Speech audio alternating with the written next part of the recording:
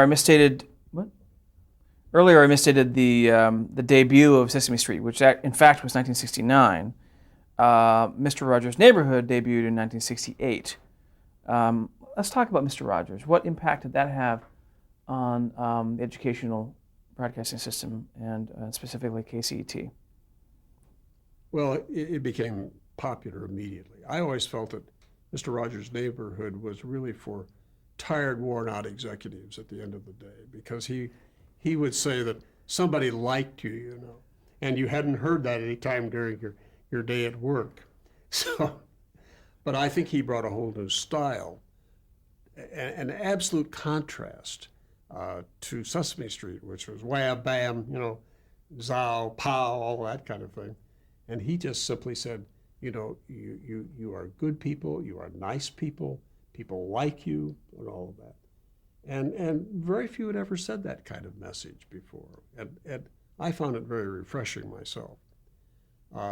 Fred had served on the board of the Sears Foundation, which was the principal funder of his program and of Family Communications, which was the company that he set up to do business within WQED in Pittsburgh. The Sears Foundation has an interesting policy. You serve one term on their board and then you go off. And so Fred approached me and said, I've got to have somebody that I can trust on that board because I'm getting the money from them. Would you be willing to essentially take my place if the Sears people would go along with that? And indeed I did, and served my one term on the Sears Foundation board. An interesting side to that was that Senator Hayakawa from California also served on the board. He was legendary for going to sleep, or at least it had been rumored that he always went to sleep in meetings in the Senate or anywhere else. And indeed, he sat next to me at the Sears board meetings and did go to sleep and slept through the whole meeting. He just enjoyed it tremendously. That was a good experience in dealing with large corporations, for me at least. How long were you on that board? I can't remember whether the terms were 3 or 4 years, but just that one term, they rotated. They had gone from what we used to call in the foundation and philanthropy world Boy Scout funding, which means that they would give $10 to each Boy Scout troop in wherever they had a store, to major funding of things like Fred Rogers' Neighborhood, Mr. Rogers' Neighborhood, which had high impact, or more bang for the buck, as the foundation executives are prone to say. So they were in a kind of transition period from this doling out the money to every place where there was a Sears store to the larger, more public kind of funding. Now, before we go forward, I don't want to skip over when you received your PhD, and the reason I can call you doctor. What year was that? You finally received that, and where? 1967, 10 years after I got my master's degree, and that was from the University of Southern California, and that was the reason that Mary Lou and I came to California originally, was so I could work on that. And I wanted to study particularly under a man named Dr. Kenneth Harwood, who was head of the telecommunications department at the University of Southern California. And he had encouraged me to come over, and so we came over here, as I said, intending to go back to Arizona, stayed, still here. But he was a great influence on my life. He taught me precision, never use 4 words when 3 will do, never use 3 when 2 will do, and so forth. And still is a very good friend and is on my small board that I have on my public broadcasting project at the Annenberg School. So I finally finished the degree in '67. Since I had made my career choice not to be a college president, but to stay in public broadcasting, the PhD was not as essential, but I had invested all this time, money, energy, and everything else in doing this, and had all the data collected. So I just went ahead and finished that. It took a little longer than it might have otherwise. What was your PhD in? I chose an experimental project because Dr. Harwood, as good a friend as he was and is, had if you were doing a historical or descriptive study, had the ability to say, but have you looked at yet another source? Or have you gone through all of the issues of Broadcasting Magazine and so forth? So I felt we had to have something where we could collect the data, manipulate the data, write about the data, and get it over with.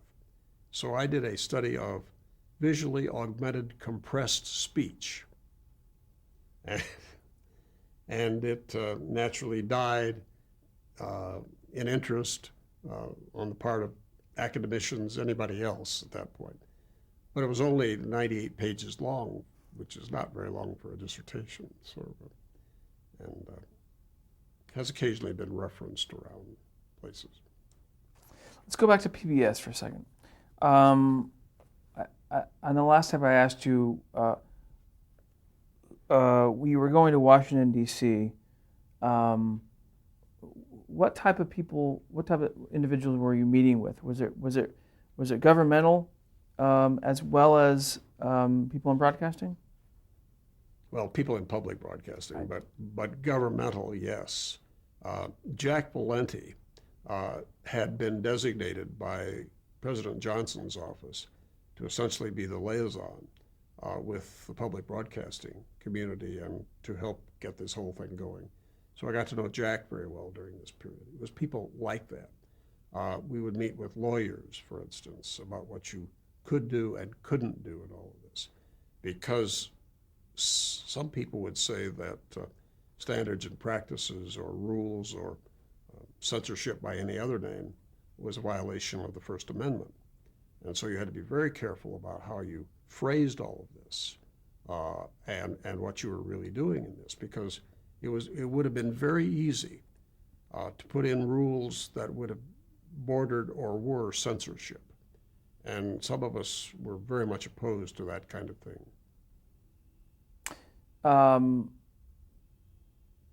So that you really, it seemed to me that you, once the mission was made clear and the people you met with, 8 months isn't that long of a time, really, compared to other endeavors to really Well, get then we this had launched. to implement it and get it together and have all these meetings. And, public television, I think, was characterized by Jim Day as a series of meetings occasionally interrupted by a program.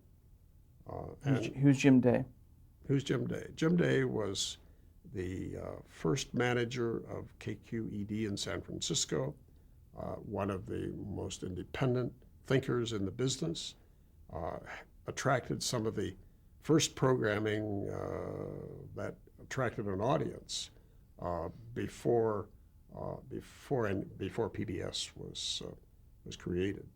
He then became he succeeded Jack White, who had been the president of NET, as the new president of NET, right at the time the transition was going on. And I must tell you, by this time, the Ford Foundation's approval of NET was zero.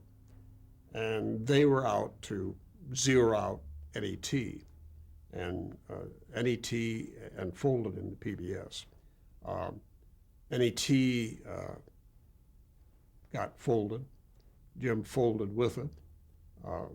Was out. It was painful to see how he was kind of edged into the periphery of the whole public broadcasting business. But I still think of him as one of the truly great innovators of this industry. Where was PBS supposed to be headquartered? Well, we had thought perhaps it should be in some place other than close to Congress. And a lot of the members of the station certainly did not want it in New York with all those evil influences that were connected with this large city and these liberals who were running the communications business, and so close to the Ford Foundation. We compromised by putting it in Washington, D.C. It was not much of a compromise, but that was really the only place that it could have been, because there was so much interchange at that point. One of the problems in public television was that it created a system different from that in public radio. In public radio, you have National Public Radio. That is the producing agency, the network, and the lobbying agency for public radio. In public television, these identities, these functions are separated. You have PBS as the distribution, you have the stations running around as the producers, and you've always had another agency, in this case America's Public Television Stations, which is the lobbying agency for public broadcasting. The system that NPR uses is a much more efficient system. We used to find ourselves just at cross purposes all the time with all these various agencies in public television. When we're having these discussions in Washington and talking about setting the standards, as you were talking about for PBS, how were the southern states, stations in the southern states viewed at that point? And were there different standards discussed for certain parts of the country?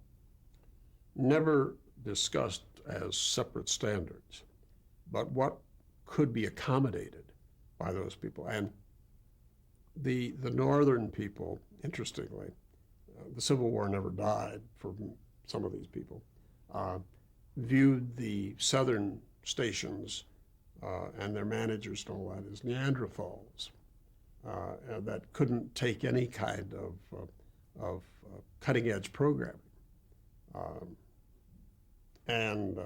So this was always a problem that I had to walk as the chairman of the fine line between these various regional interests. And I think to a large degree, many of those have disappeared at this point, the regional interests. But they were still, in this era, fairly strong.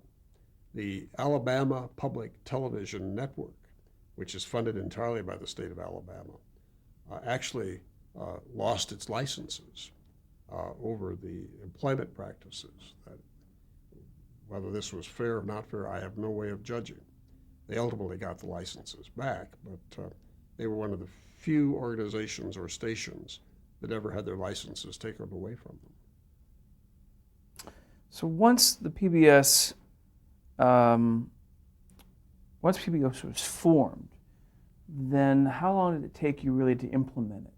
And how many stations did that include in the very beginning?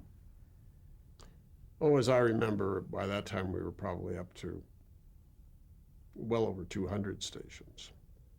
But it had to be implemented almost all at one time because you were setting up a network, and this is how the stations were going to receive their programming. Again, as I said, democracy doesn't particularly work when you're programming a network because somebody has to make a decision of which program is going to go on the air at which time. So we had to move fairly quickly and in unison. So we did get it on the air fairly quickly and I think reasonably successfully. Was there resistance from the FCC at that time? No, not that I remember. Who was the chairman of the FCC? Do you remember? No idea. Okay. But there were Rosal Hyde, I think, was, who had come up through the ranks of the FCC, and he was a rather benign figure, but very interested in broadcasting. The FCC, to my knowledge, has never really been a critic of public broadcasting, particularly. So they had no say really, or had no interest in involving themselves in this new system of connecting these stations. No. When we went to the satellite system, which was the first network to have a satellite system, satellite distribution system, the FCC, of course, had to approve this and give waivers for the kinds of receiving dishes that you would use and all that kind of technical stuff. What? How did you introduce PBS to all the station owners? Did you gather them in one place, have a big conference? What was your way of selling this idea to all of the 200 stations? Well, we did a lot of individual lobbying of those where we knew that there were problems. We did have endless meetings with these 200 or 300 people in the room. I did my best to try and remember everybody's name, which is, I think, an effective way of trying to manage a meeting. And then a lot of subcommittee work that paved the groundwork for what was going to actually go on in the meetings. What was Hartford's Gun's most valuable talent in running PBS? He knew the politics of the system. He knew technology. He was a visionary when it came to the satellite system. He was the one that really pushed that, both as a method of having better interconnection, but also as freedom from regulatory agencies that regulated the telephone company. So those were some of his great strengths. He also knew programming very well, and I thought he was a great teacher of mine, and I learned a tremendous amount from him in all of this. So in regards to these standards, who actually implemented the standards as far as choosing the programming that went over the system? I think, as I remember, we had a program committee that worked with the people in the programming department at PBS for the choice of programs. That was not always easy because those underwriters who put a lot of money into national programming, I'm thinking primarily of Mobile Corporation with Masterpiece Theater, wanted what we would now call common carriage, that the program would be carried at the same time, on the same night, for all of the stations. And that was one of the hardest things to overcome because you were treading on the individuality of the stations. If you said, we don't get the underwriting if it isn't on the air at 9 o'clock in Los Angeles or wherever. So there was a lot of negotiation that went on during that time. There was still a lingering suspicion on the part of the smaller stations of the Ford Foundation and its role in all of this. KCET benefited tremendously from the Ford Foundation. I think our total grants from them was somewhere between $16 and $20 million. But they over the years. Over the years. But that's when money was money. And production costs were generally less expensive in those days. An example of how the Ford Foundation worked. They had a program officer named Dave Davis, who had been one of the key people at WGBH in Boston. This was after Fred Friendly had come in from leaving CBS and had been appointed by George Bundy, who was the president of the Ford Foundation, as the television advisor. Well, Fred Friendly could never be an advisor. He ran things. And he would delegate this to some of his people, and in this case it was Dave Davis, who was the chief program officer. I was at a public broadcasting meeting, which is what I usually did in life, in Chicago, staying at the Drake Hotel. I well remember I got a call at somewhere close to midnight from Mr. Davis saying, how would you feel about Louis Friedman, who had been a major drama producer in New York, CBS Playhouse and other things. If Louis came to KCET and the foundation sent along $1 million to help him do drama, I said, well, I feel very good. I respected Louis tremendously and all that. He's the one that put the black people in whiteface on the first PBL program. But television is transitory. I mean, that's the marvelous part about it, is that it's ephemeral to a certain degree, and people think that these things last forever in people's memories. They don't. It just moves on. So we took Lewis and we took the $1 million. We set up something called the Hollywood Television Theater, which I think produced some of the most distinguished programming ever done on public broadcasting, using a lot of Lewis's contacts in the commercial business. One of the second or third programs that we did was called the Andersonville Trial. The Andersonville Trial, we had every star imaginable in this playing. It was a trial about the conditions at the Confederate prison in Andersonville, Georgia, for the Union prisoners. That program won not only the best drama of the year from the Television Academy, but it also won one of the few times that the best single program of the year was ever given by the Television Academy. I think the fact that it was a public television program probably steered the Academy away from giving that award too many times. But that's the kind of work that Lewis did. And it brought great distinction to us. It earned a place for KCET in the Hollywood community because we were using these people in things that they wanted to do, that they might not have an opportunity to do otherwise, and given the appropriate setting. Hollywood is image, and the fact that you had the right makeup people and set designers and all of these people working on these projects created a magnificent image for work that people wanted to actually do. So I kind of look back upon that as the golden era of public broadcasting, when we had that kind of freedom.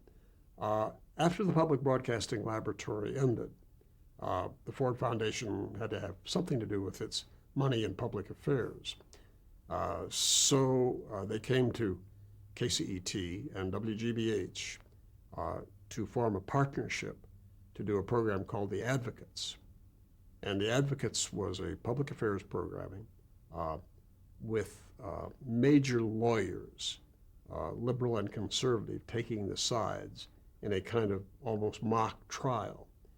But that was another pace-setting program that brought great attention to public broadcasting.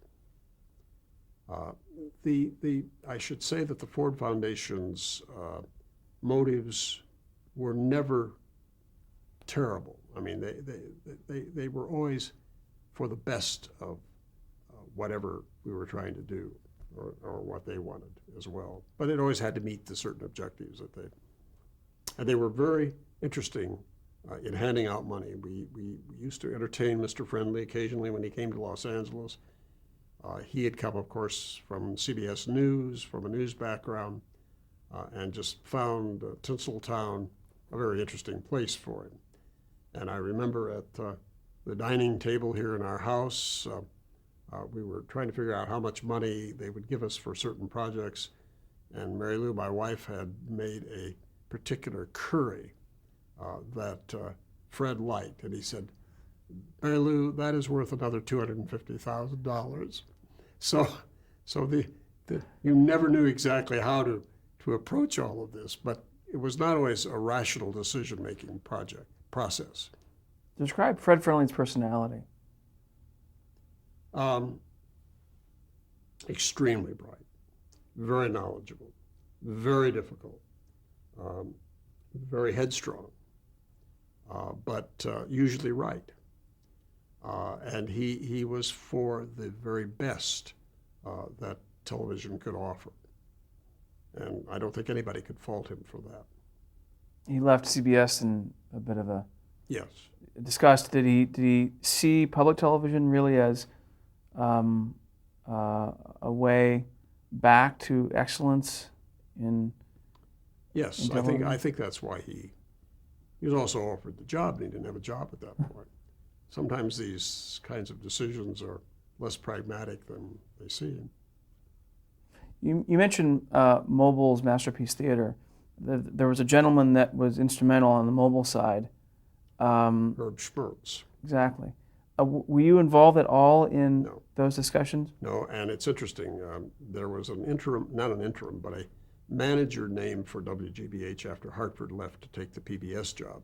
His name was Stanford Calderwood, and he had been executive vice president of Polaroid. He had never been in he knew something about broadcasting, but not about public broadcasting.